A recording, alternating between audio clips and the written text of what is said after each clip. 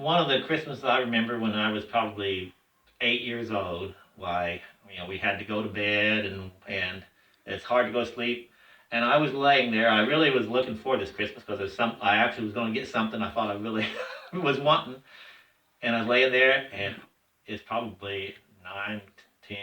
All of a sudden, I started hearing jingle, jingle, jingle, jingle, bells, like a sleigh bells coming up the road, coming up the road, coming up the road, and I heard it, and then it got to right to our house and stopped. And I waited, and I was laying there, and just for about 4 or 5 minutes, and all of a sudden, it started up again and left, and I thought, he finally didn't show up to our house.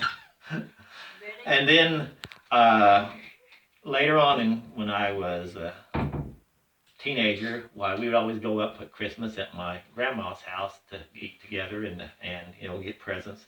And the presents were fine, but we would always crowd in. It was just a huge crowd. We would crowd together, and it'd be so crowded. Once when you go get something to eat, you have to come back and sit, and you just have to stay there because you couldn't hardly move around. And a lot of people complain, oh, it's just too crowded, but that was really the good part about it because we would sit beside each other, and there was nothing to do but talk to each other and get to know each other and get reacquainted because we'd only see each other maybe 2 or 3 times a year during Thanksgiving, Christmas, and at a reunion.